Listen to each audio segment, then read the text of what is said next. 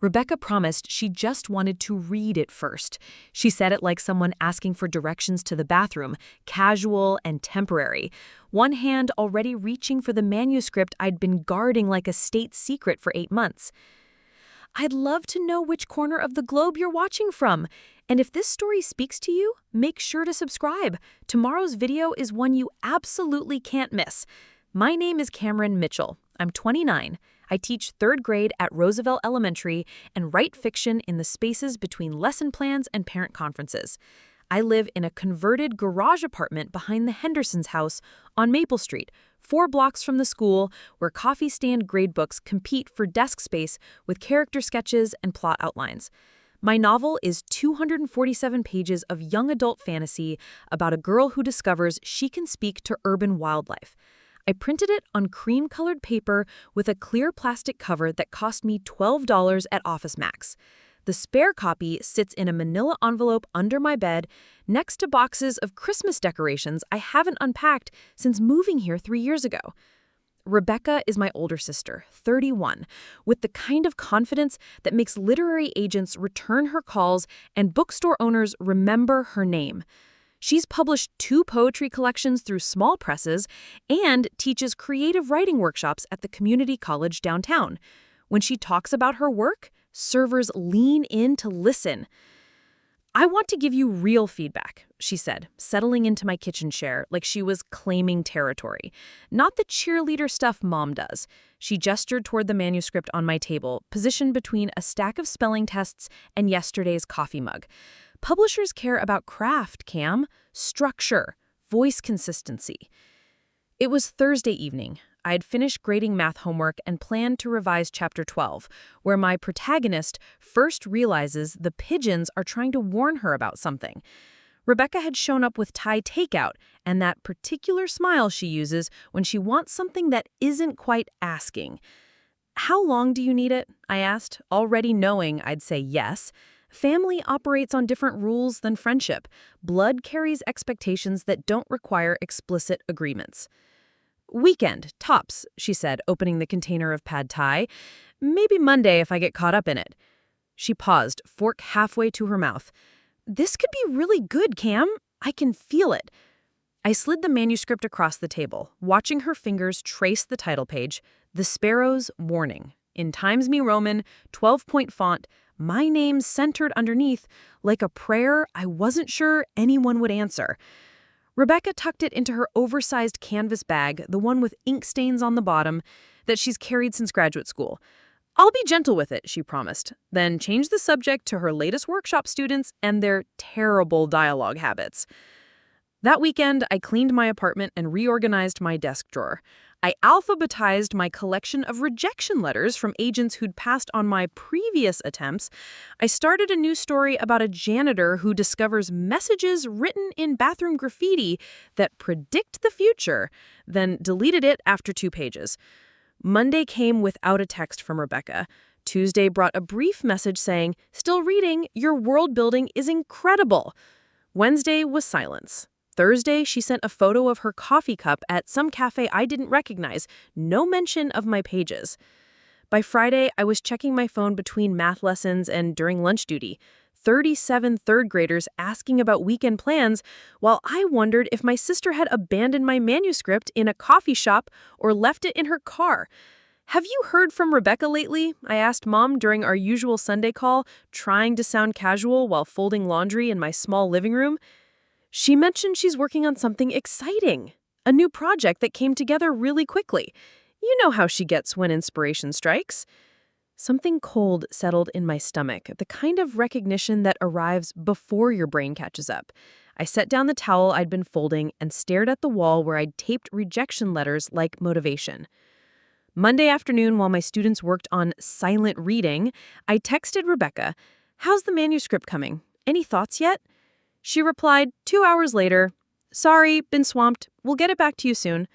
Tuesday, I tried calling. It went to voicemail after 4 rings. Wednesday, she sent a brief text about being busy with workshop preparations. Thursday, I drove past her apartment after school, but her car wasn't in the lot. Friday evening, I was heating up frozen pizza and grading science tests when my phone rang. Rebecca's name lit up the screen like an answer I'd been waiting for. "Cam, I have incredible news," she said, her voice carrying that breathless quality she gets when something goes her way. "I submitted to the Riverside Literary Prize and they want to interview me." I set down my red pen and listened to the silence between us expand like a held breath. "What?" "This young adult fantasy piece I've been working on, about a girl who can communicate with urban wildlife. I know it's a departure from poetry, but sometimes you have to follow the story that wants to be told." The pizza burned while I stood in my kitchen, phone pressed to my ear, listening to my sister describe my own plot with the casual ownership of someone discussing the weather. She talked about character development and thematic elements using phrases I'd written in my revision notes. The protagonist has this connection to urban wildlife, and there's this pivotal scene where the pigeons try to warn her about something. I think it's some of my strongest work. My mouth felt full of cotton. "That sounds familiar." "I was inspired by our conversations about your writing. You know how creativity is collaborative. We've always influenced each other's work." I pressed my back against the refrigerator, staring at the smoke detector that had started beeping because of the abandoned pizza. "When is the interview?" "Next Friday.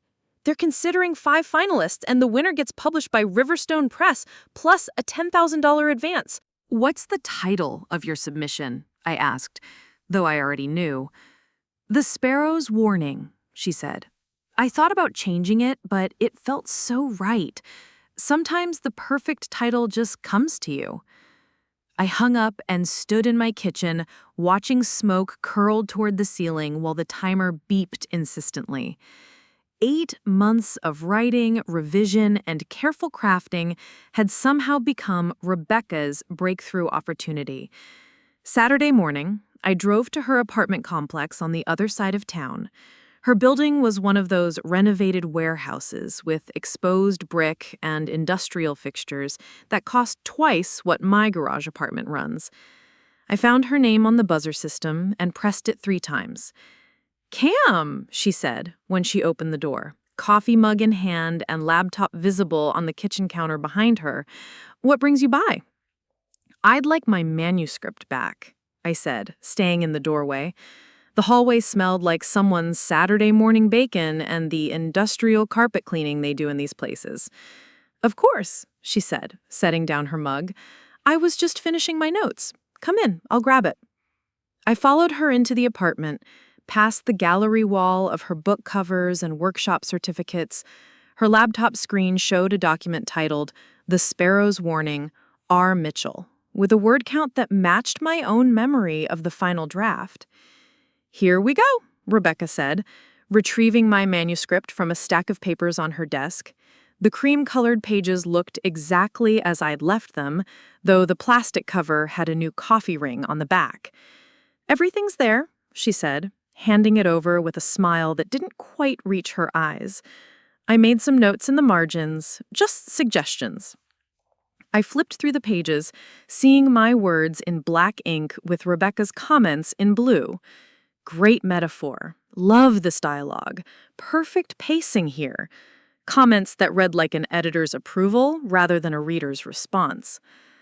"About the Riverside Prize," I said, closing the manuscript. "I know what you're thinking, but inspiration doesn't work like ownership. We're both writers. We both draw from the same well of ideas and experiences. This is my story. These are my characters, my plot, my 8 months of work." Rebecca moved to her kitchen counter, putting physical distance between us. "You would never have submitted it anywhere. You're too scared of rejection. At least this way, the story has a chance to find its audience. Through your name. Does it matter whose name it is if the work gets recognized?" She opened her refrigerator and took out a bottle of water, unscrewing the cap with movements that seemed too deliberate. "Besides, I made significant improvements, tightened the dialogue, fixed some pacing issues." I tucked the manuscript under my arm and headed for the door. "Withdraw the submission." "The interview is Friday. They've already scheduled the panel. It would be unprofessional." Rebecca. I'm sorry you're upset, but this could be good for both of us. When I win, I'll mention you in acknowledgments. Sisterly collaboration. It's a beautiful story. I left without saying goodbye, carrying my manuscript like evidence of something I couldn't yet name. In my car, I sat in the parking lot and read through Rebecca's margin notes, seeing how she'd analyzed my work with the same careful attention she gave to student submissions. Sunday, I researched the Riverside Literary Prize, established 1987. Previous winners included authors I'd heard of, people who'd gone on to publish with major houses and appear at book festivals, the kind of recognition that changes careers rather than just acknowledging them. Monday at school, I taught fractions and supervised recess while thinking about the interview panel happening in 4 days. During lunch, I called the Riverside Prize office, reaching a voicemail that promised to return calls within 2 business days. Tuesday, I left another message, this time mentioning plagiarism and theft of intellectual property. Wednesday brought an email from their coordinator, Dr. Patricia Vance, requesting that I send documentation of my claims along with original work samples. I scanned my handwritten revision notes, early drafts with timestamps, and the email correspondence with my critique partner, Michelle, who had read the manuscript before Rebecca ever saw it. I included the photo I'd taken of the finished manuscript before letting Rebecca borrow it, showing the date stamp from my phone. Thursday evening, Dr. Vance called while I was heating up leftover Chinese food. Her voice carried the careful neutrality of someone who'd dealt with creative disputes before. "Mr. Mitchell," she said, "we've reviewed your documentation. We'll need to postpone Miss Mitchell's interview while we investigate this matter." What happens now? We'll contact Miss Mitchell and request that she provide evidence of her creative process, draft iterations, research notes, any correspondence about the work. If she cannot demonstrate original authorship, we'll disqualify her submission. And if she can, then we'll have to determine whose work this actually is. Dr. Vance paused. I have to ask, did you ever give your sister permission to submit this work? I gave her permission to read it, not to steal it. Friday morning, while my students worked on spelling tests, Rebecca called 3 times. I let each call go to voicemail, then listened to them during my planning period. "Kim, we need to talk. There's been a misunderstanding." "Please call me back. The prize committee contacted me with some concerns." "I know you're angry, but this is getting out of hand. We can work this out between us." That afternoon, she showed up at Roosevelt Elementary, waiting by my car in the teacher parking lot. She wore the black blazer she saves for important meetings and carried a folder thick with papers. "You reported me to the prize committee," she said as I approached with my bag of graded worksheets and weekend lesson plans. "I reported plagiarism," I said, unlocking my car door. "There's a difference." "I can prove I contributed to this work," Rebecca said, opening her folder. "I have extensive revision notes, character development suggestions, plot improvements. This was collaborative from the beginning." "Show me the first draft," I said. "Show me your handwritten notes from the initial concept. Show me anything that proves you created this story." Rebecca's confidence flickered like a candle in the wind. "You know I work differently. I develop ideas through conversation, through oral tradition. Not everything creative can be documented." My documentation goes back 8 months. Every revision, every email to my critique partner, every saved version on my computer with timestamps. "I thought we were family," she said, her voice dropping to the tone she'd used since we were kids when she wanted something forgiven without being earned. "Family doesn't steal," I said, getting into my car. "Family asks permission." Saturday, Dr. Vance called with an update. Rebecca had submitted her revision notes and some handwritten character analysis, but couldn't provide any documentation of original creation or early drafts. "Based on our investigation, we're disqualifying Miss Mitchell's submission for plagiarism. We'd like to invite you to interview for the prize instead, if you're interested." "When?" "Next Friday, same time slot we'd scheduled for your sister." I spent Sunday revising my author bio and preparing for questions about my creative process. Monday through Thursday, I taught fractions and playground supervision while practicing explanations of my character development and thematic choices. Rebecca sent one text. "You're happy." I didn't respond. November 8th brought the first frost of the season and a phone call that changed everything. I was grading science projects about animal habitats when my phone rang. Mom's name appeared on the screen, but the voice that greeted me belonged to my Aunt Carol from Portland. "Cameron, honey, I'm calling about your sister." Carol's voice carried the careful tone people use when delivering news that requires preparation. "She's been staying with me since last month, and she's not doing well." I set down the project I was reading about Arctic foxes and walked to my living room window. Outside, frost covered the Hendersons' lawn like scattered diamonds. "What do you mean not doing well?" "She barely leaves her room, hasn't written anything since the prize committee contacted her. She keeps saying she's ruined everything between you two." Cheryl paused. "She asked me to call you." "Asked you to call and say what?"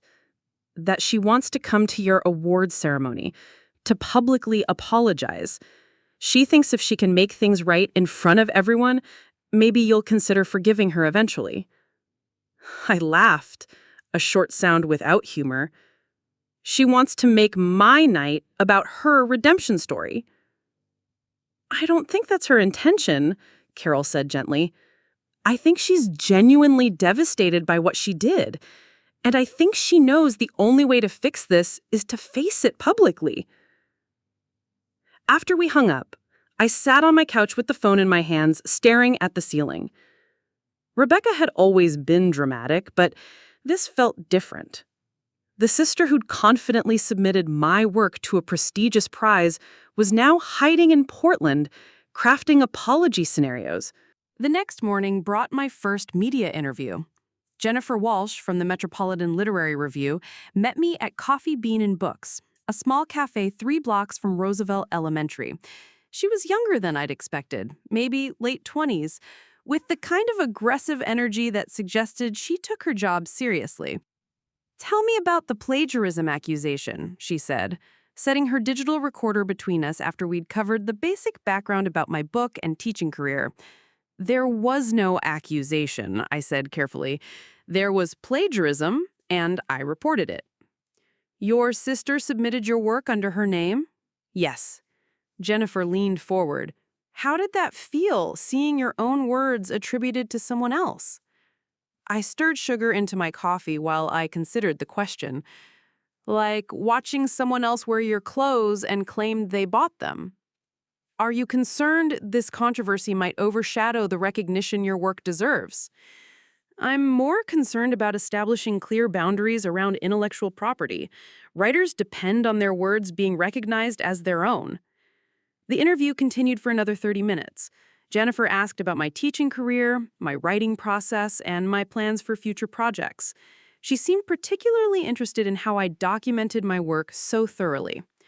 "Most writers don't keep such detailed records of their creative process," she observed. "Most writers don't have family members who might steal their work," I replied. After Jennifer left, I walked to school feeling like I'd said too much and not enough simultaneously. Media training wasn't something they covered in education school. November 10th brought a surprise visitor to my classroom. Mrs. Patterson, my principal, appeared in my doorway during lunch with someone I didn't recognize. "Cameron, this is Angela Torres from the school district's communications office.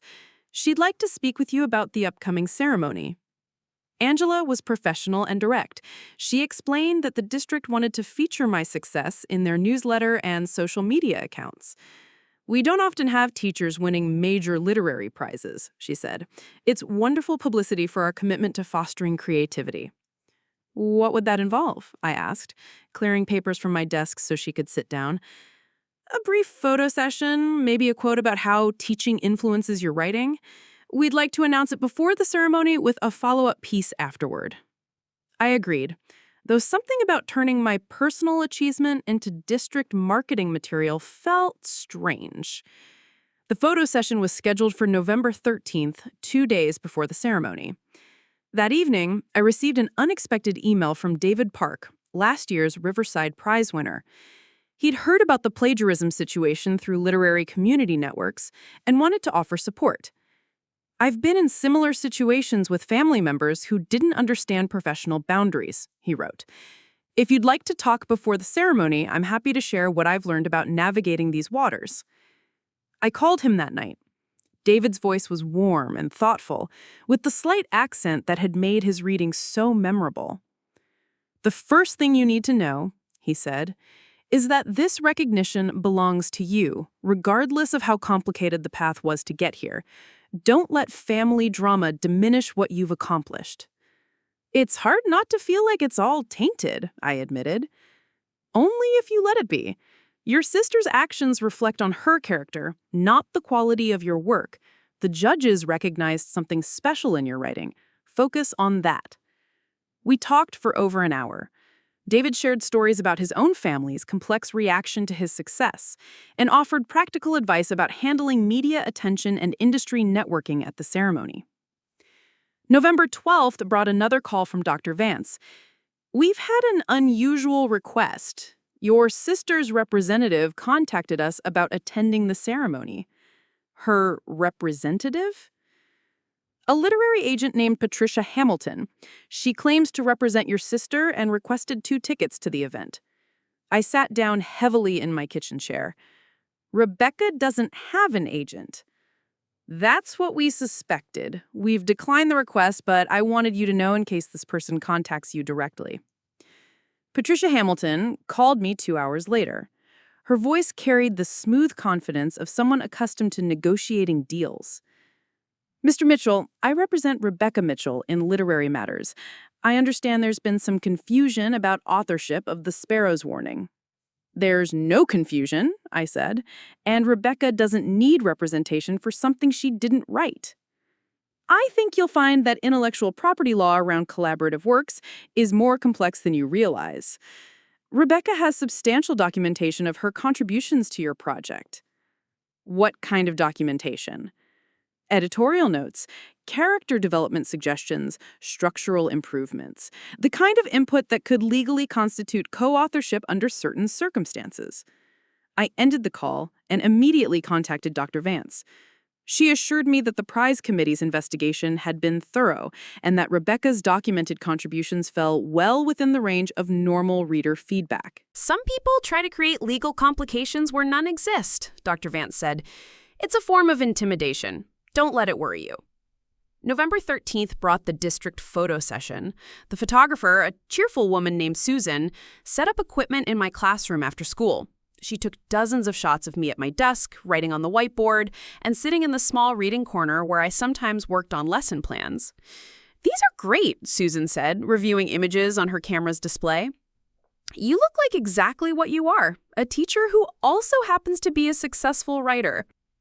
That evening, I drove to the men's store downtown to pick up my rented tuxedo for the ceremony. The young man helping me, probably college-aged, asked what the formal wear was for.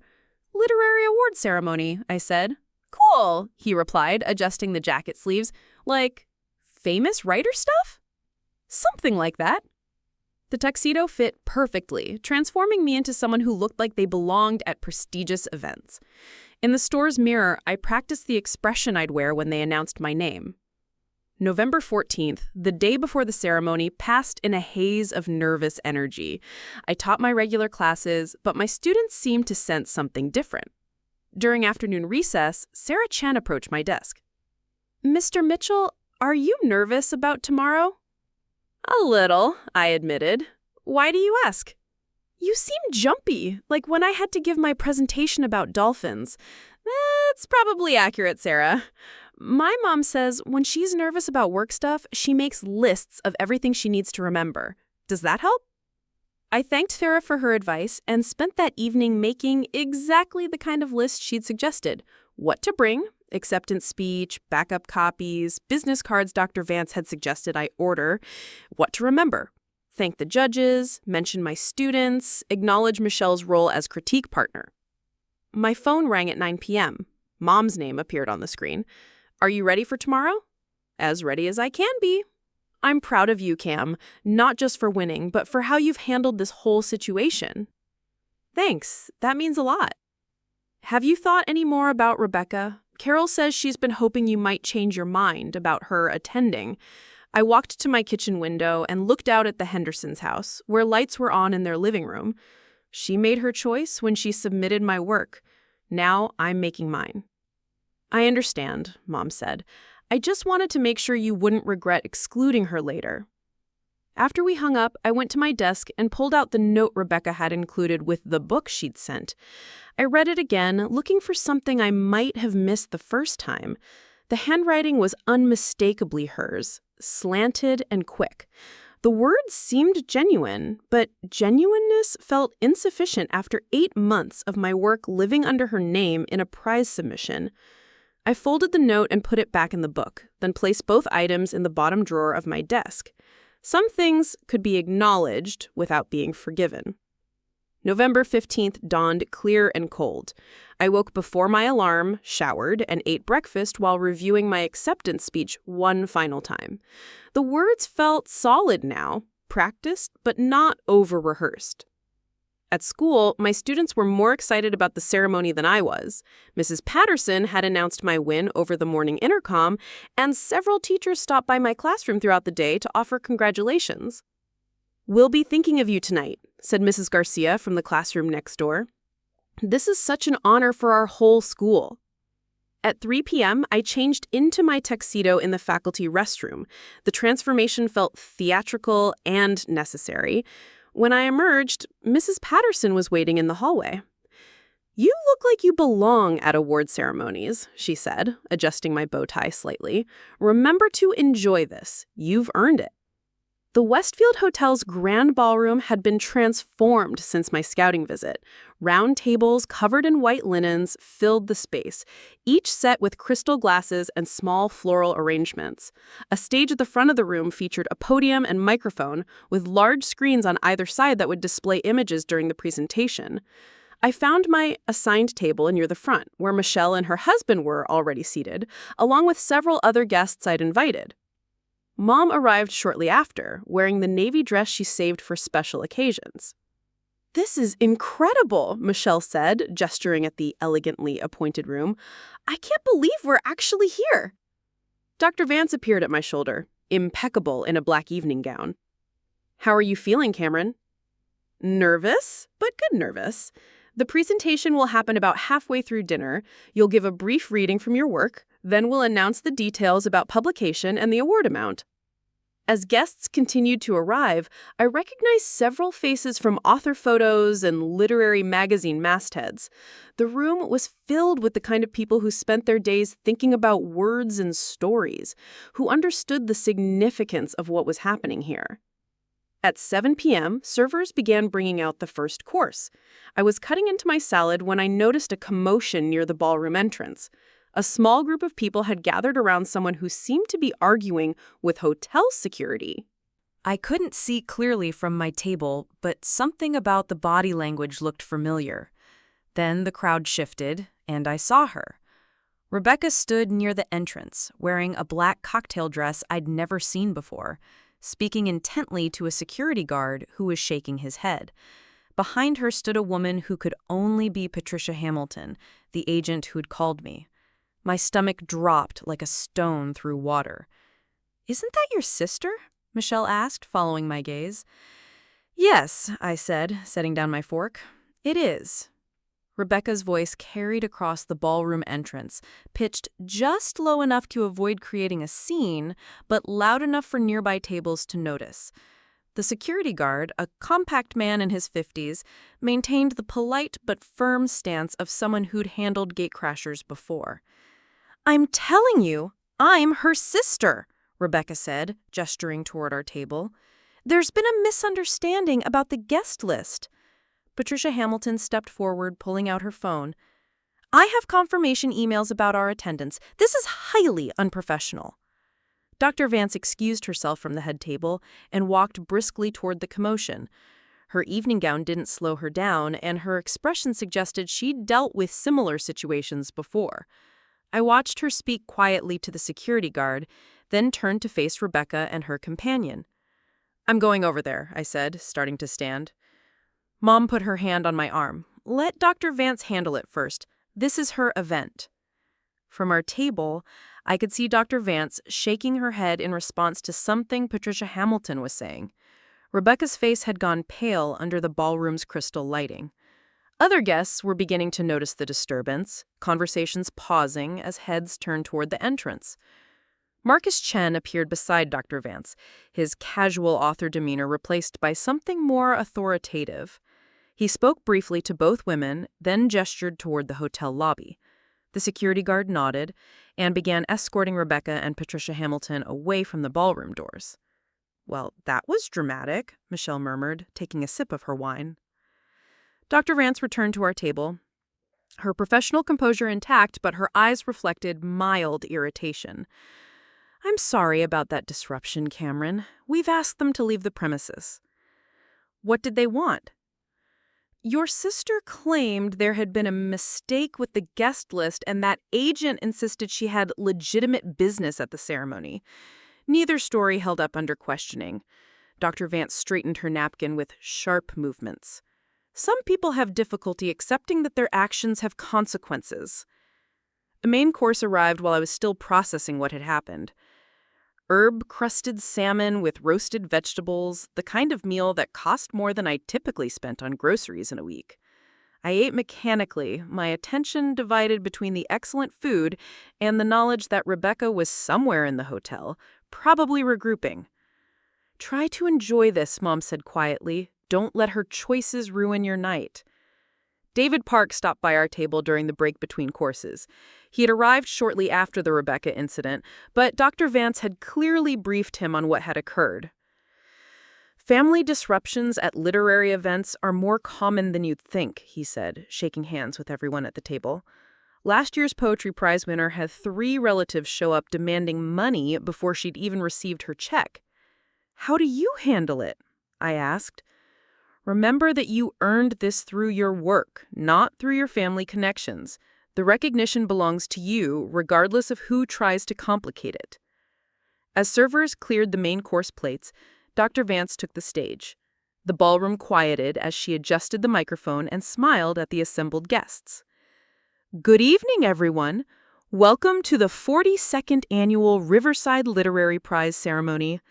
Tonight, we celebrate excellence in contemporary literature and recognize a work that exemplifies the power of storytelling to illuminate our shared human experience." She introduced the 3 judges, each of whom received a warm applause from the literary community gathered in the ballroom. Marcus Chen spoke briefly about the quality of this year's submissions, while Elena Rodriguez discussed the increasing sophistication of young adult literature as a genre. "This year's winning work," Dr. Vance continued, "demonstrates exceptional imagination, authentic character development, and a unique perspective on the relationship between humans and the natural world. The Sparrow's Warning by Cameron Mitchell explores themes of communication, environmental awareness, and the courage required to trust in messages we don't fully understand." The applause built as Dr. Vance called my name. I stood, legs feeling uncertain beneath me, and walked toward the stage. The ballroom lights seemed brighter from this angle, the faces in the audience becoming a blur of supportive attention. At the podium, I looked out at the room full of people who had chosen to spend their Friday evening celebrating literature. Writers, editors, teachers, librarians, book lovers who understood that stories mattered enough to dress up and gather in elegant spaces to honor them. "Thank you," I began, my voice steadier than I had expected. 8 months ago, I was grading spelling tests and wondering if anyone would ever want to read about a teenage girl who could talk to pigeons. Tonight, I'm standing here because people in this room believed that story deserved to be heard. I talked about my students at Roosevelt Elementary, who had taught me to listen carefully to young voices. I thanked my mother for her unwavering support and the teachers who had encouraged my writing long before I believed it was any good. Writing is often a solitary act, but bringing a story into the world requires a community. Thank you for being that community for me and for countless other writers who depend on your dedication to literature. Dr. Vance announced the publication timeline and award details. Riverstone Press would publish The Sparrow's Warning in hardcover and digital formats within 18 months. The $10,000 advance would be paid in 2 installments, with additional royalties based on sales performance. Mr. Mitchell will now read a brief excerpt from his award-winning work, she announced. I returned to the stage with the printed pages I'd carefully selected. The passage I'd chosen was from Chapter 3, where the protagonist first realizes that the pigeons gathering outside her apartment window are trying to communicate something urgent. The birds arrived every morning at 6:47, 14 of them perched on the fire escape railing like a jury waiting to deliver a verdict. Maya had been watching them for 3 weeks, timing their arrival, counting their numbers, trying to understand why they chose her window over the dozens of others in the building. Reading my own words aloud in front of 200 people felt surreal and powerful. The ballroom was completely quiet, except for my voice and the gentle clink of servers clearing tables in the back of the room. When I finished, the applause was immediate and sustained. During the reception that followed, I found myself in conversations with people whose names I recognized from book spines and magazine mastheads. A poetry editor from a national publication asked about my plans for a second novel. An agent slipped me her business card and suggested we schedule a phone call to discuss representation. This is just the beginning, said Elena Rodriguez, accepting a glass of champagne from a passing server. First books that win prizes tend to open doors that stay open if you keep writing quality work. Around 10 p.m., as the reception was winding down, hotel security approached Dr. Vance again. I watched her nod, then walk over to our table. Your sister is in the hotel lobby, she said quietly. She's not causing a disturbance, but she's asked to speak with you before you leave. I looked at Mom, who shrugged in a way that suggested the decision was entirely mine. Michelle was gathering her purse and wrap, clearly ready to head home after a long evening. I'll talk to her, but briefly. The hotel lobby was nearly empty, except for a few guests checking in and Rebecca sitting alone in a leather armchair near the front windows. She'd removed her heels and was holding them in her lap, looking smaller than she had earlier at the ballroom entrance. Patricia Hamilton was nowhere to be seen. Rebecca stood when she saw me approaching. Her makeup had worn off during the evening, making her look younger and more vulnerable than the confident woman who had borrowed my manuscript 6 weeks ago. Congratulations, she said simply. Your speech was beautiful. How did you hear it? I watched through the service entrance. The staff took pity on me after security explained why I couldn't come in. She twisted her purse strap between her fingers. I wanted to see you receive the recognition you deserved.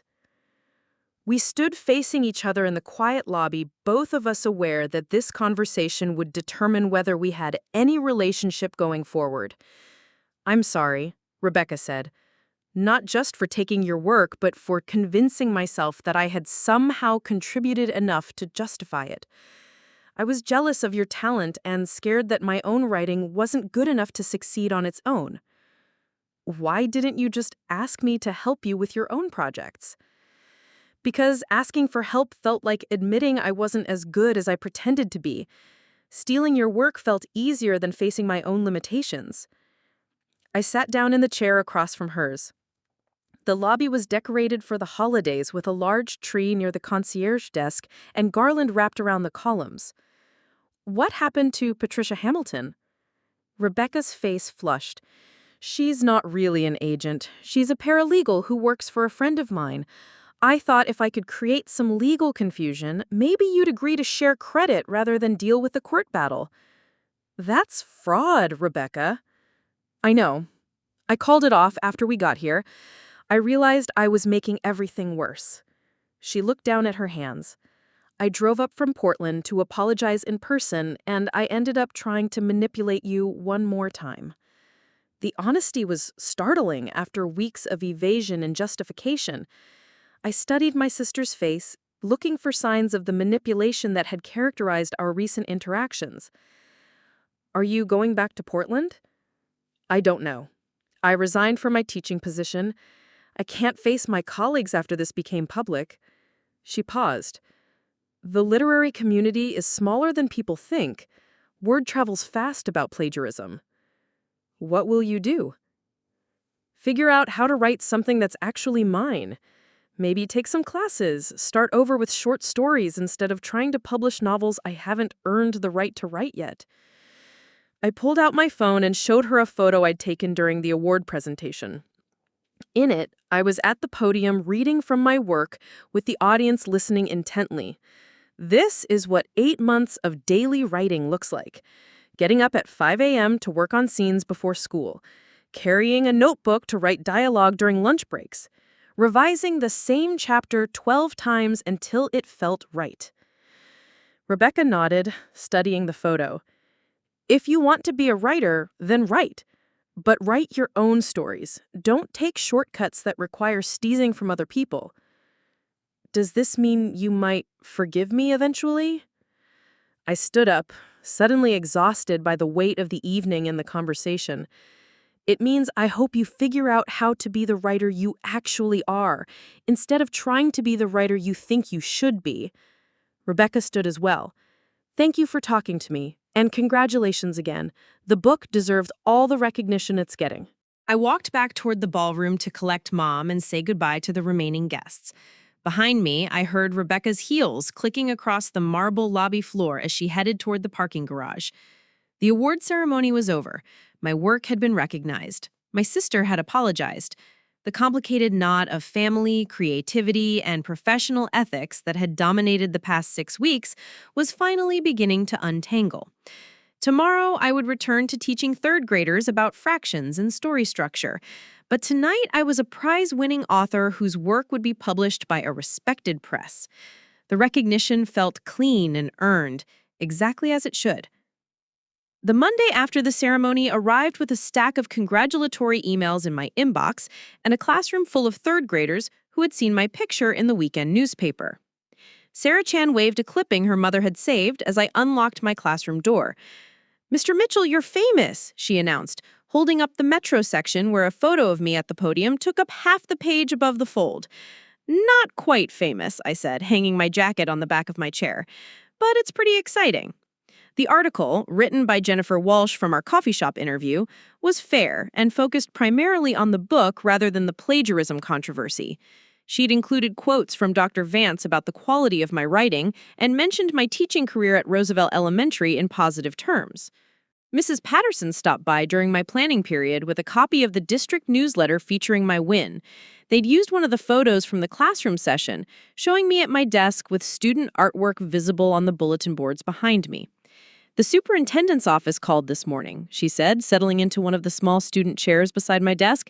"They want to know if you'd be interested in presenting at the Spring Professional Development Conference, something about integrating creative writing into the elementary curriculum."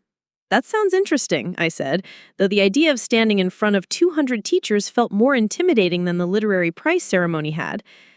"Think about it, no pressure, but it would be good publicity for the district's commitment to supporting teacher achievement."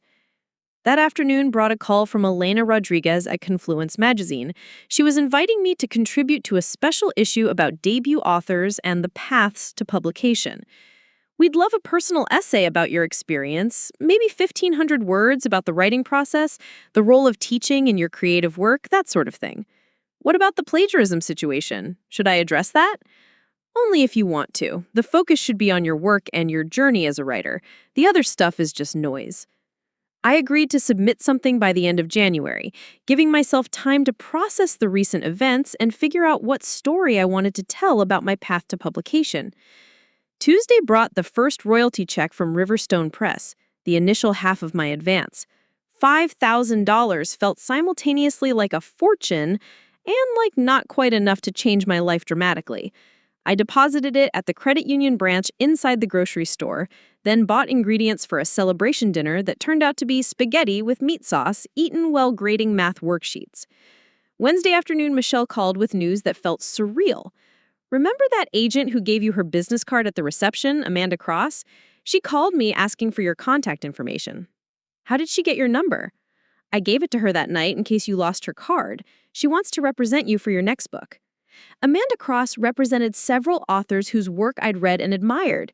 The idea that someone of her caliber was interested in my future projects felt like validation that the prize hadn't been a fluke. I called her that evening. Amanda's voice was crisp and professional, with the kind of confidence that suggested she was accustomed to making deals that changed writers' careers. I read The Sparrow's warning after the ceremony, and I think you have real potential for a sustained career in young adult fiction. Have you started thinking about a second book? I have some ideas, which was true, but vague. The success of the first book had made starting something new feel both urgent and terrifying. We scheduled a lunch meeting for the following week to discuss representation and my long-term writing goals. Thursday brought an unexpected email from Rebecca. The subject line read, "Portland Update," and the message was brief but significant. Cam, I enrolled in a community college writing program here, starting with basic composition and working my way up to fiction workshops. It feels like learning to write all over again, which I think I needed. Hope you're enjoying the aftermath of your big night. -R. I stared at the email for several minutes before responding with a simple, "Good luck with the classes." Friday afternoon, while my students worked on silent reading, I opened a new document on my laptop and began outlining ideas for a second novel. The protagonist would be a high school student who discovered that certain urban legends in her town were actually historical records of real events that had been deliberately forgotten. The process felt different this time. Instead of the careful secrecy that had characterized my work on The Sparrow's warning, I found myself thinking about the story in professional terms. What would Amanda Cross think of this premise? How would it fit into the contemporary young adult market? What themes would resonate with readers who had connected with my first book? Saturday morning brought a surprise visitor.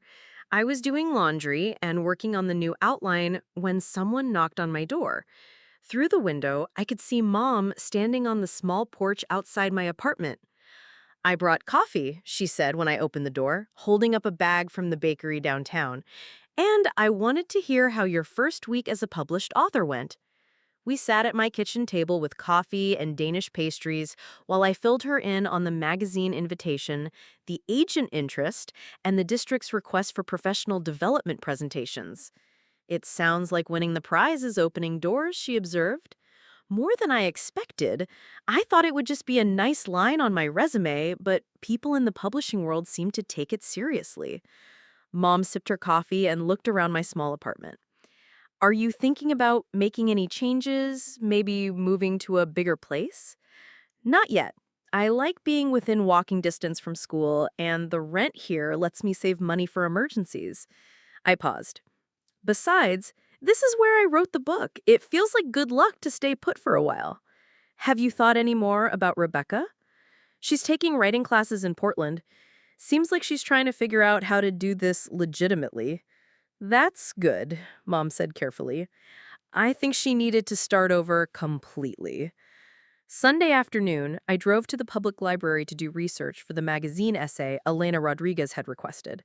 The quiet of the reference section felt conducive to thinking about the relationship between teaching and writing and how my students had influenced my understanding of young adult voices. I spent 2 hours taking notes and drafting paragraphs about the way third graders approach storytelling without self-consciousness and how their directness had helped me write dialogue that felt authentic rather than calculated. On my way out, I stopped by the new releases section and found myself looking at the covers of recent young adult novels, studying their design and marketing copy with the attention of someone who was about to join their ranks on bookstore shelves. The librarian, a woman in her 60s who had checked out books for me since I'd moved to town, noticed me browsing. "I saw the article about your award. Congratulations. We'll definitely want copies for our collection when it's published." "Thank you. That means a lot. Will you consider doing a reading here when the book comes out? We have a small but enthusiastic literary community that would love to hear from a local author." I agreed. adding another item to the growing list of professional obligations that came with being a published writer. Monday morning brought a call from Dr. Vance with unexpected news. Cameron, I wanted to let you know that we've been contacted by the National Young Adult Literature Association. They're interested in having you speak at their spring conference about emerging voices in contemporary fantasy. That sounds intimidating, I said, watching my students file into the classroom for the start of another week. It's actually a wonderful opportunity. The conference draws editors, agents, and librarians from across the country, the kind of networking that can significantly impact a writing career. The conference was scheduled for March in Chicago, which would require taking time off from teaching and traveling to a city where I knew no one in the literary community. Think about it, Dr. Vance said. You don't have to decide immediately, but these opportunities don't come along often for debut authors. During lunch, I called Amanda Cross to get her perspective on the conference invitation. Absolutely, you should do it. That conference is where careers are made. I'll be there representing several clients, and I'd love to introduce you to some editors who might be interested in your future work. Tuesday afternoon brought another surprise. Mrs. Patterson appeared in my classroom doorway with a visitor I didn't recognize. Cameron, this is Dr. Jennifer Hassan from the university's education department. She'd like to talk with you about something interesting. Dr. Hassan was probably 40, with the kind of intellectual energy that suggested she spent her days thinking about educational theory and research. She settled into a student chair with the practiced ease of someone accustomed to elementary school furniture.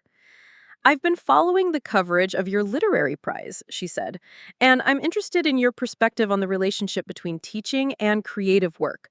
Would you consider participating in a research study about educator writers? The study would involve interviews about my writing process, surveys about how teaching influenced my creative work, and possibly presenting findings at education conferences. It's a relatively unexplored area, Dr. Hassan explained. Most research focuses on teachers who assign creative writing, not teachers who are actively publishing their own work. I agreed to participate, intrigued by the academic perspective on something I'd been doing instinctively. Wednesday evening, I had lunch with Amanda Cross at a restaurant downtown that felt expensive enough to suggest this was a serious business meeting.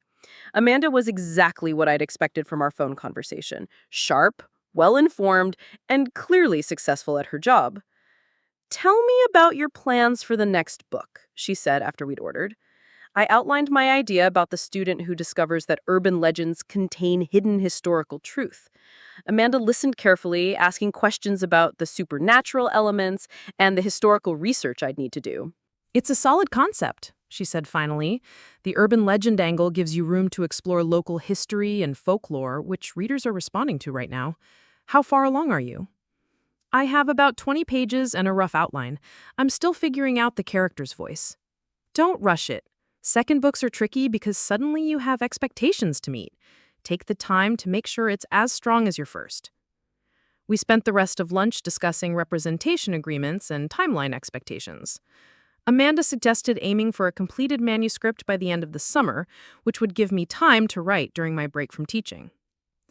Thursday brought an email that made me laugh out loud while grading science tests. Jennifer Walsh from the Metropolitan Literary Review was following up on our interview with a request for a photo to accompany the upcoming print version of her article. We'd like something that shows you in your natural environment, she wrote, maybe in your classroom or wherever you do most of your writing. I arranged to meet her photographer at school the following afternoon after my students had gone home. The session felt more comfortable than the district's formal photos had, focusing on me at my desk with student work and my laptop visible in the frame. Friday afternoon, as I was packing up to leave school, I received a text from an unknown number. This is Rebecca. I wanted you to know that I got into the advanced fiction workshop here. Professor says I have potential, but need to develop my own voice instead of trying to imitate other writers. Thought you'd appreciate the irony. I stared at the message for several minutes before responding. That's great news. Good luck with the workshop. Her reply came immediately. Thanks. Enjoy being famous. The weekend brought time to work on the new book and to reflect on how dramatically my life had changed in the 2 months since winning the prize. The recognition had opened doors I hadn't known existed. but it had also created pressures and expectations that felt both exciting and overwhelming. Sunday evening, I sat at my kitchen table with my laptop, working on the opening chapter of the urban legends novel. The protagonist's voice was beginning to emerge, different from the girl who could talk to animals, but recognizably mine in its directness and curiosity about hidden connections in the everyday world. Outside my window, the Hendersons' house showed warm lights in their living room windows. Their predictable evening routine had become a comforting backdrop to my writing, a reminder that success hadn't fundamentally changed who I was or where I belonged. I was still Cameron Mitchell, third-grade teacher and aspiring novelist, living in a converted garage apartment and writing stories about young people who discovered that the world was more complex and magical than it appeared on the surface. The difference was that now people were paying attention to those stories, and more importantly, paying me to write them. That felt like exactly the right kind of success. Significant enough to matter, but not so dramatic that it required abandoning the life and work that had made the writing possible in the first place. March arrived with unseasonably warm weather and a plane ticket to Chicago in my name. The National Young Adult Literature Association conference was scheduled to run from Thursday through Sunday, meaning I'd need to arrange substitute coverage for my classroom and navigate a professional literary event that felt several levels above anything I'd experienced before. My presentation was scheduled for Saturday morning in a session called Voices from the Classroom, Educators Who Write.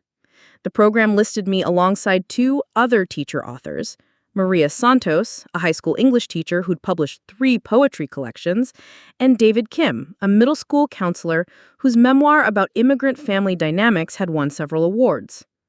The week before departure, I spent evenings after school preparing my presentation. 20 minutes to discuss how teaching influenced my writing, followed by a brief reading and audience questions. I practice in front of my bathroom mirror, timing myself and working on maintaining eye contact with imaginary listeners. "You'll be fine," Michelle assured me during a coffee meeting Wednesday evening. "Just remember that everyone in that audience chose to be there because they're interested in what you have to say. What if they ask questions I can't answer? Then you say you don't know and offer to follow up later. Honesty is more impressive than fake expertise." Thursday morning, I caught a 6 a.m. flight from the regional airport, carrying a small suitcase and a messenger bag containing my presentation notes, business cards Amanda Cross had insisted I order, and 3 copies of my manuscript for editors who'd requested advance readers. The Chicago Palmer House Hotel buzzed with the controlled chaos of a literary conference. The lobby was packed with people wearing name badges and carrying tote bags emblazoned with publisher logos. Conversation everywhere centered on books, agents, market trends, and the eternal question of what readers actually wanted. I checked into my room on the 14th floor, then spent an hour walking through the conference areas to get oriented. The main ballroom housed a book fair where publishers displayed their latest releases. Smaller meeting rooms hosted panels on everything from diversity and fantasy world building to marketing young adult fiction in the digital age. Thursday evening featured a welcome reception in the hotel's rooftop garden. I found myself nursing a glass of wine while eavesdropping on conversations between editors discussing acquisition budgets and authors comparing their experiences with different publishing houses. "You must be Cameron Mitchell," said a voice behind me. I turned to find a woman in her 30s with short black hair and intelligent eyes. "I'm Rachel Barnes from Moonstone Publishing. I've heard wonderful things about your Riverside Prize win." Moonstone Publishing specializes in young adult fiction with speculative elements. Rachel explained that they were always looking for fresh voices in contemporary fantasy, particularly stories that grounded magical elements in realistic contemporary settings. "I'd love to read your next project when you're ready to share it," she said, handing me her business card.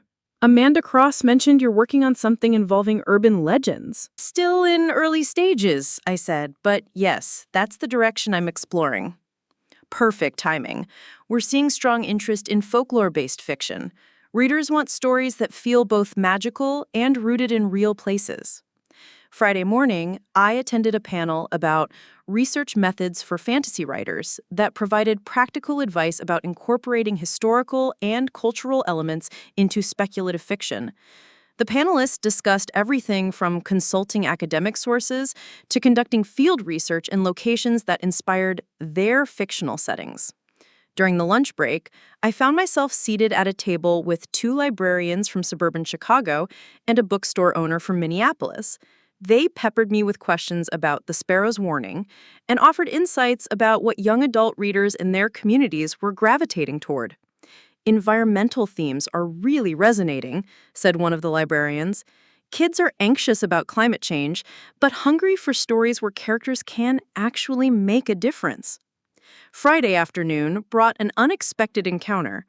I was reviewing my presentation notes in the hotel's business center when someone tapped my shoulder. Cameron, I'm Patricia Vance's cousin Lisa. She mentioned you might be here. Lisa Vance worked as a literary scout, identifying promising manuscripts for international publishers interested in acquiring English language rights. Her job involved reading constantly and developing an eye for stories that would translate well across different markets. Patricia spoke very highly of your work, Lisa said, settling into a chair beside me. International publishers are increasingly interested in American young adult fiction, especially stories with strong contemporary fantasy elements. She explained that several European publishers had expressed interest in The Sparrow's Warning for translation rights, pending its publication and initial sales performance. It's something to keep in mind as your career develops, she said. The international market can provide significant additional income for authors whose work resonates across cultures. Friday evening featured the conference's major social event, a dinner honoring Lifetime Achievement Award recipients and rising voices in young adult literature. I found myself seated between Maria Santos, my fellow teacher author, and an editor from a major publishing house who spent most of dinner explaining the complexities of marketing books to teenage readers. The challenge, the editor said, cutting into her salmon, is that adult gatekeepers, librarians, teachers, parents, often have different priorities than the actual teenage readers. You have to write something that satisfies both audiences. Maria nodded. That's why teaching is such an advantage for writers in this space. We see how young people actually respond to stories, not how we think they should respond. Saturday morning arrived with a combination of nerves and caffeine. I dressed in my best suit and arrived at the presentation room 30 minutes early to test the microphone and get comfortable with the space. The room filled quickly, with about 80 people taking seats in the hotel's conference-style arrangement. I recognized several faces from previous panels, along with many new attendees who'd specifically come to hear about the intersection of education and creative writing. Good morning, I began, looking out at the audience of librarians, teachers, editors, and writers. My name is Cameron Mitchell, and I teach third grade at Roosevelt Elementary in Indiana. 8 months ago, I was grading math worksheets and wondering if anyone would ever want to read a story about a girl who could communicate with urban wildlife. The presentation went smoothly. I talked about how my students' direct, unself-conscious approach to storytelling had influenced my character development. I discussed the challenge of finding time to write while managing a full-time teaching schedule, and the way that daily interaction with young people kept my understanding of their voices authentic rather than nostalgic. During the question period, a high school teacher from Texas asked about balancing creative work with the emotional demands of education. Teaching takes a lot of emotional energy, I acknowledge, but it also provides constant inspiration. My students remind me daily that young people are dealing with complex feelings and situations that deserve serious treatment in literature. A librarian from California wanted to know about my research process for urban wildlife behavior. I started with basic internet searches, then moved to academic papers about animal cognition and urban ecology. But the most valuable research happened during my morning walks to school, actually observing how birds behaved in city environments. After the presentation, several attendees approached with questions and business cards. A teacher from Oregon was working on her own middle grade novel and wanted advice about finding critique partners. An editor from a small press was interested in educational tie-ins for books that featured environmental themes. Saturday afternoon, I attended a panel about building sustainable writing careers that featured authors at different stages of professional development. The conversation focused on practical matters, managing income fluctuations, balancing promotional activities with actual writing time, and maintaining creative energy across multiple projects. The key, said one panelist who'd published 8 novels over 15 years, is remembering that each book is both a creative project and a business product. You have to care about both aspects without letting either one overwhelm the other. Saturday evening brought the conference's closing ceremony and awards presentation. I watched from the audience as the major prizes were announced, feeling like I was observing the professional community I was gradually becoming part of. After the ceremony, Amanda Cross found me in the hotel bar where many attendees had gathered for informal networking. "How did your presentation go?" she asked, ordering a glass of wine. "Better than I expected. Several people seemed genuinely interested in the teaching angle." "Good.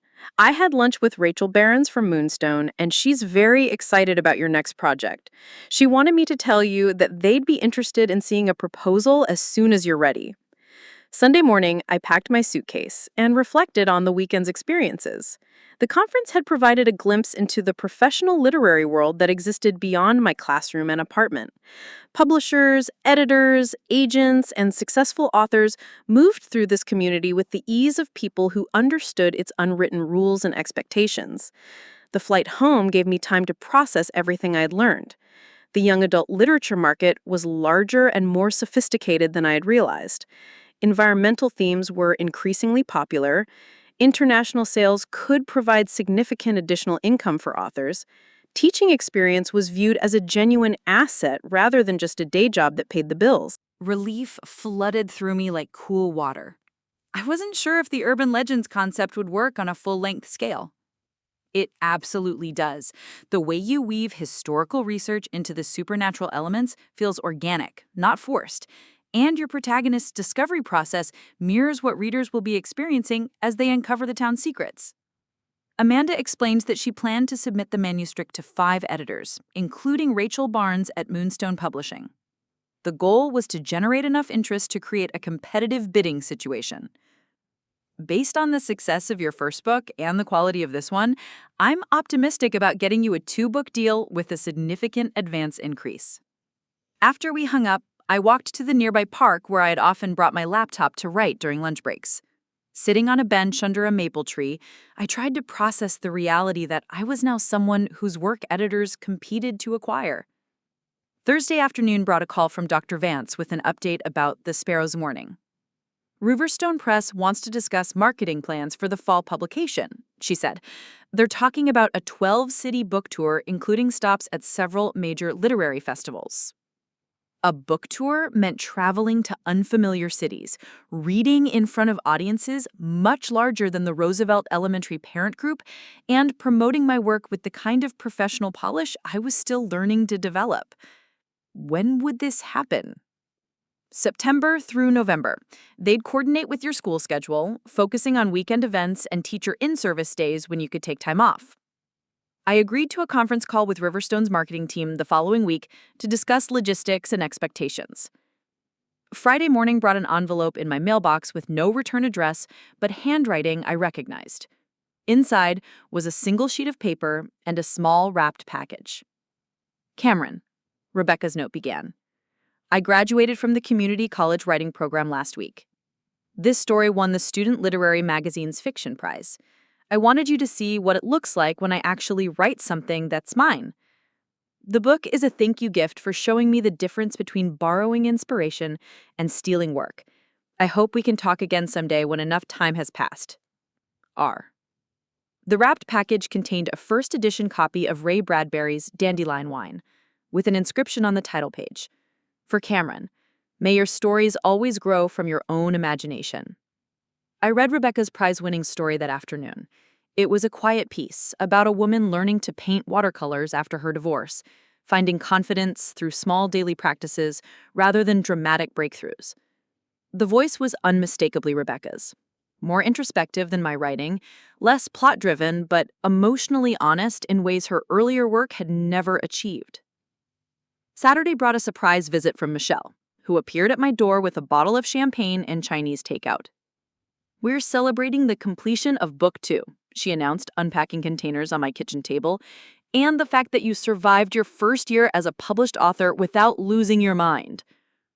Over egg rolls and lo mein, we talked about how different the writing process had been for the second book. More professional pressure, but also more confidence. Better understanding of audience expectations, but also clearer sense of my own creative priorities. "Do you miss the secrecy of writing the first one?" Michelle asked. Sometimes. There was something pure about working on a story no one knew existed, but the professional support has been incredible too. Having Amanda as an advocate, knowing that editors are actually waiting to read what I write, that's motivating in ways I didn't expect. Monday afternoon, I drove to the bookstore downtown to see how The Sparrow's Warning was being displayed in their young adult section. The advance copies had arrived the previous week, and the staff had created a small display featuring my book alongside other recent debuts. Seeing my name on a book spine, surrounded by other authors whose work I admired, felt surreal in the best possible way. A teenage girl was browsing nearby, and I watched her pick up my book, read the back cover, then add it to the stack she was purchasing. "Excuse me," said the bookstore owner, approaching from behind the counter. "Are you Cameron Mitchell?" When I confirmed my identity, she insisted on introducing me to several customers and staff members. Within 10 minutes, I'd signed 5 books and scheduled a reading for early October when the official publication date arrived. Monday brought an email from the Indiana Arts Council about the advisory committee position I'd accepted. Our first meeting was scheduled for the following week, focusing on developing criteria for evaluating grant applications from educator artists. We've received 43 applications for the pilot program. Teachers working in everything from visual arts to creative writing to music composition. Your insight into balancing creative work with educational responsibilities will be invaluable. Tuesday afternoon, Amanda called with news that 3 editors had already responded to Hidden Histories with acquisition offers. Rachel Barnes at Moonstone came in highest, as expected, but we also have strong interest from 2 other houses, including one that's offering a 3-book deal. The numbers Amanda quoted were larger than I'd imagined possible 2 years earlier, when I was writing the first book in secret. Enough money to provide genuine financial security, to reduce my teaching load if I wanted, or to move to a larger apartment. What do you recommend? Let's see what develops over the next few days. I think we can negotiate better terms if multiple editors are competing. Wednesday morning brought a call from Mrs. Patterson about fall teaching assignments. "I know you have a lot happening with your writing career, but I'm hoping you'll consider staying full-time for at least 1 more year. The district is planning to pilot a creative writing curriculum for upper elementary, and your expertise would be invaluable." The opportunity to help develop a writing curriculum felt like a natural bridge between my teaching and creative careers. I agreed to stay full-time while maintaining flexibility for book promotion activities. Thursday brought the final piece of news I'd been waiting for. Amanda called with results from the bidding process. Moonstone Publishing has offered a 3-book deal with a combined advance of $250,000. They're committed to serious marketing support and want to position you as a major voice in contemporary young adult fiction. The number was large enough to change my life significantly if I wanted it to. But sitting in my small apartment, looking out at the Hendersons' house where I'd observed their evening routines for 3 years, I realized I didn't want dramatic change. I wanted to keep teaching, at least for now. I wanted to stay in the community where I'd written both books. I wanted success that enhanced my existing life rather than replacing it entirely. "Accept the offer," I told Amanda, "and thank them for believing in the work." Friday afternoon, my students from the previous year stopped by my classroom to hear about my summer writing and the upcoming book publication. Sarah Chen, now a 4th grader, had read an advance copy her mother had somehow acquired. "It's really good, Mr. Mitchell," she said with the serious expression she reserved for important literary discussions. "The girl in the story reminds me of kids I know, but the animal talking part is still magical." "That's exactly what I was hoping for," I said. Saturday evening, I attended a cookout at Michelle's house to celebrate the book deal and catch up with local friends who'd been following my writing career from the beginning. The gathering included several teacher colleagues, neighbors, and parents from school who'd become invested in my success. "It's funny," said Tom Henderson, my landlord's son, "watching someone from the neighborhood become famous. You're still the same guy who helps us carry groceries, but now your picture's in magazines. That's the goal. Success that doesn't require becoming someone different." Monday afternoon, I received an unexpected phone call. Rebecca's name appeared on my screen for the first time since our text exchange months earlier. "Cameron, I hope it's okay that I'm calling. I heard about your book deal through Mom." "Congratulations on your prize," I said. "I read the story. It's really good work." "Thank you. That means more than you know." Rebecca paused. "I called because I wanted to ask if you'd be willing to meet for coffee sometime, not to apologize again, but to talk about writing. I think I finally understand what it means to have my own voice, and I'd value your perspective." We arranged to meet the following weekend at a cafe halfway between our locations. The conversation would be different this time, two writers discussing craft rather than siblings navigating the aftermath of betrayal. Monday morning, I began outlining my third novel, the final book in the Moonstone contract. The story would feature a teenage protagonist who discovered that certain mathematical equations could predict future events, but only if the person calculating them was willing to sacrifice something meaningful for the knowledge. The writing felt confident now, informed by 2 years of professional experience, but still grounded in the observational skills I'd developed through teaching and daily attention to the world around me. Tuesday brought an email from Dr. Jennifer Hassan, the educator researcher who'd been studying educator writers. "Cameron, we're ready to present our findings at the National Education Association conference this fall. Would you be interested in co-presenting about the benefits of supporting teachers' creative work?" The presentation would reach thousands of educators and administrators, potentially influencing policies about professional development and creative sabbaticals for teachers. Wednesday afternoon, I walked to Roosevelt Elementary to finalize my fall teaching schedule and classroom setup. The hallways smelled like fresh paint and industrial cleaner, the annual summer refresh that prepared the building for another year of learning. In my classroom, I arranged desks and bulletin boards while thinking about the students I'd meet in September. Third graders who would spend the year learning to express themselves clearly in writing, some of whom might grow up to be storytellers themselves. The cycle felt complete and continuing simultaneously. My success as a writer had emerged from my work as a teacher, and now both roles reinforced each other in ways that felt sustainable and meaningful. Thursday evening, I sat at my kitchen table with my laptop, working on the first chapter of the mathematical prophecy novel. Through my window, I could see the Hendersons preparing dinner, their familiar routine providing the kind of steady background rhythm that made creative work possible. My phone buzzed with a text from Mom. "Saw the article about your book deal in the paper. So proud of how you've handled everything this year." Outside, a group of pigeons gathered on the sidewalk, pecking at crumbs someone had scattered. They reminded me of where this whole journey had started, with careful observation of ordinary moments that contained the seeds of extraordinary stories. I saved my work, closed the laptop, and began planning lessons for September. In 3 months, The Sparrow's Warning would arrive in bookstores. In 18 months, Hidden Histories would follow. Readers would discover my work, some would connect with it, and a few might be inspired to tell their own stories. The recognition felt earned and ongoing, a beginning rather than a destination. Tomorrow, I would wake up and write. The day after that, I would teach children to express themselves clearly and honestly. The work continued, sustained by the knowledge that both roles mattered and that success had come through persistence rather than shortcuts. That felt like exactly the right kind of ending to this chapter of my life, one that promised more chapters to come. Looking for more? We've got 2 amazing stories ready for you right on screen.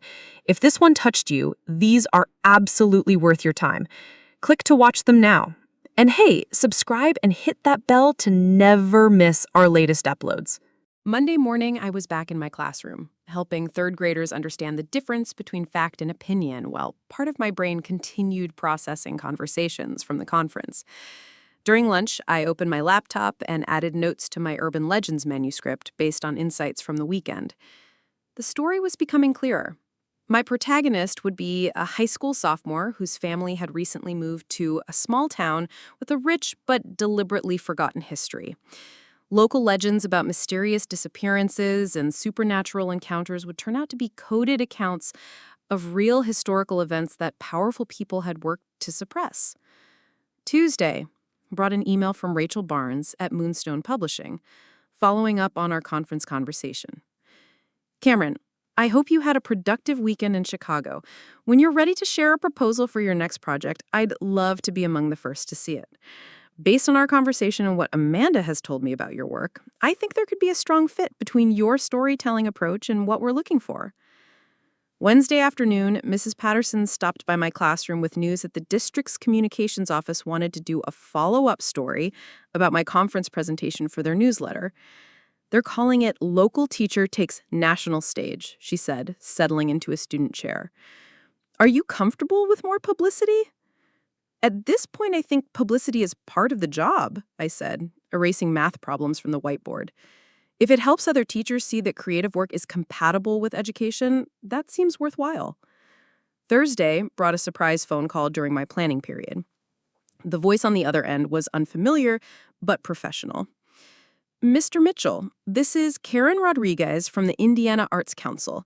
We're developing a grant program to support educators who are also practicing artists, and we'd like to discuss the possibility of your serving on our advisory committee. The position would involve reviewing grant applications from teachers pursuing creative projects and helping to develop guidelines for funding decisions. It was volunteer work, but it would provide insight into how arts funding operated and connect me with other educator artists across the state. Friday afternoon, as I was grading spelling tests, my phone buzzed with a text from Rebecca. Saw online that you spoke at a national conference. That's amazing. I'm proud of you. I stared at the message for several minutes before responding, Thank you. How are your classes going? Challenging, but good. Professor assigned us to write about a time we made a serious mistake and what we learned from it. Guess what I'm writing about? Probably a good exercise, I typed back. Definitely. Hope your next book is everything you want it to be. The conversation felt different from our previous interactions. Less charged, more genuine. The distance and her own work seemed to have given Rebecca perspective on what had happened between us. Saturday morning, I drove to the coffee shop where I had done my first interview with Jennifer Walsh. The same corner table was available, and I spread out my laptop and notes for the urban legends novel. 3 hours later, I had completed the first chapter and felt confident about the protagonist's voice. She was curious but cautious, intelligent but not precocious, dealing with the ordinary challenges of being 16 while gradually discovering that her new hometown harbored extraordinary secrets. The writing felt different from my work on The Sparrow's Warning. More confident, more aware of audience expectations, but also more pressured to live up to the success of the first book. Success, it turned out, created its own form of pressure that was both motivating and occasionally paralyzing. But every morning, I walked past the pigeons gathered on the sidewalk outside Roosevelt Elementary, and they reminded me of where the first story had come from. Careful observation of the world around me, filtered through imagination, and shaped by daily interaction with young people who deserved stories that took their experiences seriously. That seemed like a sustainable foundation for whatever came next. June arrived with the kind of heat that made my converted garage apartment feel like a sauna by afternoon. School ended on Tuesday, and Wednesday morning, I sat at my kitchen table with coffee and the completed first draft of Hidden Histories, my urban legends novel. 231 pages that had consumed most of my evenings and weekends since returning from Chicago. Amanda Cross had scheduled a call for Thursday morning to discuss the manuscript and our next steps. I'd emailed her the full draft the previous evening, along with the synopsis and chapter outline she had requested for her initial review. The phone rang at exactly 9 a.m. Cameron, I finished reading last night, her voice carrying the kind of energy that suggested good news. This is strong work. Different from The Sparrow's Warning, but recognizably yours in terms of voice and character development.